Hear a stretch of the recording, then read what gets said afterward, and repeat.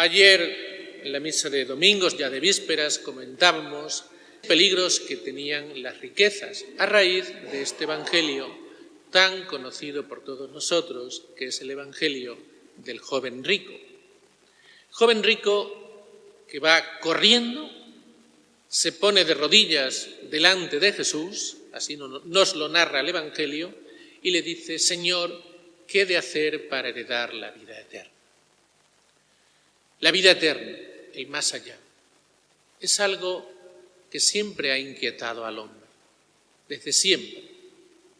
Todas las culturas, de una manera u otra, han creído en un más allá. Las culturas más antiguas, los egipcios, los griegos, los romanos, los incas, los mayas, siempre han creído, de una manera u otra, que existe un más allá. Entonces, no debería importar tanto lo que tenemos o lo que hacemos si todo se va a quedar aquí. No debería importarnos al menos tanto. Pero parece que la pregunta de la vida eterna no preocupa mucho al hombre de hoy en día. Al menos de esa fórmula que ha hecho este joven, ¿no? Que este joven la asocia. ¿Qué debe hacer en este mundo? ¿Cómo tiene que ser nuestro comportamiento para después ir a la vida eterna? Para heredar, dice él, la vida eterna. Eso parece que no es una de las grandes inquietudes de nuestra sociedad. Por desgracia, me atrevería a decir que ni tampoco es una de las grandes inquietudes de la mayoría de los cristianos, por lo menos en lo que conocemos. La prueba está que qué poquitos reciben la unción, qué poquitos. Es señal de que la vida eterna no es algo importante y central en nuestra vida y debería ser algo fundamental, pensar en el más allá, en el encuentro con Dios. Bien, esta pregunta del joven rico no está bien del todo, no está bien planteada, no está bien enfocada del todo. Dice: ¿qué he de hacer para heredar, para ganar la vida eterna? Y Jesús le da otro sentido. Jesús nos habla del reino de Dios. Pero cuando Jesús habla del reino de Dios, ¿qué dice? El reino de Dios ha llegado ya, está entre vosotros. No habla de ganarse, no habla de conseguir una vida eterna, sino nos habla de que el reino de Dios ya está aquí. Jesús ha reorientado esa pregunta. ¿Por qué? Porque así es. Desde el momento de nuestro bautismo ya tenemos la vida divina en nosotros. Es verdad que hablamos de dos vidas, esta y la otra, pero una manera de entendernos. La vida divina ya la tenemos aquí en esta tierra. Desde el momento de nuestro bautismo somos almas inmortales. Desde el momento que ponemos los pies en la vida somos inmortales. Para el cielo, para el infierno, pero somos inmortales. Ya existimos para siempre. Este joven tiene la capacidad de hacerse preguntas serias, preguntas importantes, preguntas trascendentales. Y se ve que es una persona cumplidora y que piensa en la vida eterna. Una persona cumplidora de los mandamientos y que piensa en la vida eterna. O sea, una persona que ojalá y mucha gente hiciera esto. Piensa en la vida eterna e intenta vivir los mandamientos. Pero, sin embargo, esta persona no es feliz del todo. No se siente satisfecho de sí mismo. Le falta darle un sentido a su vida. ¿Y cuál puede ser ese sentido?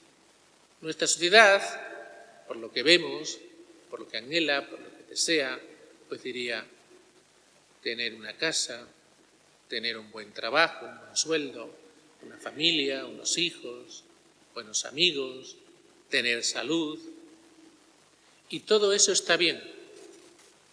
Cuidado que yo nunca diré que eso está mal.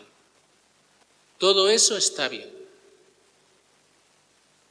Lo malo es cuando pensamos que eso es suficiente, que eso nos basta, que no necesitamos a Dios. Cuando Dios debe ser lo más importante, debe ser el centro, debe ser lo primero. Todas esas cosas juntas que he dicho, ni siquiera todas juntas, bastarían para alcanzar la felicidad de una persona. Ni siquiera todas juntas bastarían para darle sentido a una vida. Qué bien lo decía esto San Agustín en esa frase que conocemos y que nunca meditaremos lo suficiente. Señor, nos hiciste para ti y nuestro corazón está inquieto hasta que descansa en ti. O sea, hay un lugar para Dios y ese lugar solamente lo puede llenar Dios. Si intentamos llenarlo con otras cosas en la vida, el lugar que debería ocupar Dios, nunca encontraremos la felicidad, nunca le encontraremos un sentido pleno a nuestra vida, nunca.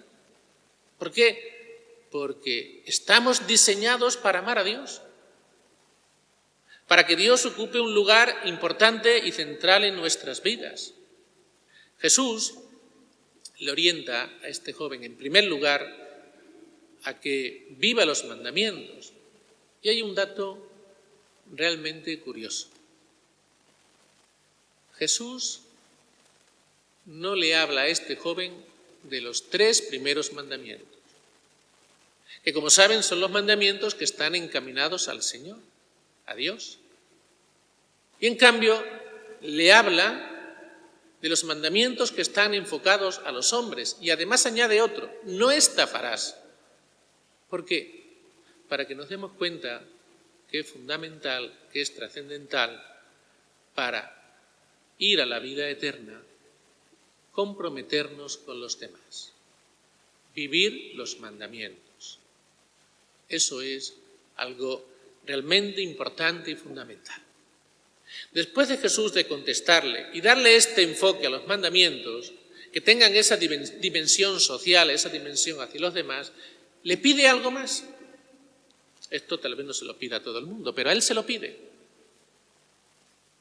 Le dice, vende, dale y sígueme.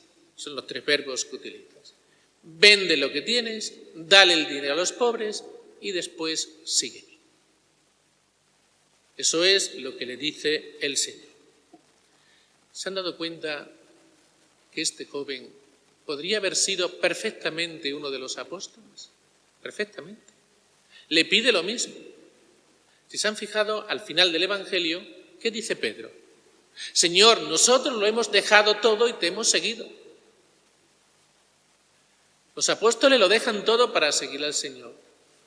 Este joven no es capaz de dejarlo todo. Si lo hubiera dejado todo, seguramente habría sido uno de los apóstoles y habríamos tenido 13 apóstoles. Seguramente. Porque le hace el mismo planteamiento que le hace a los apóstoles. Jesús lo que le viene a decir, deja de ponerte en el centro, deja de sentirte satisfecho cumpliendo una serie de leyes.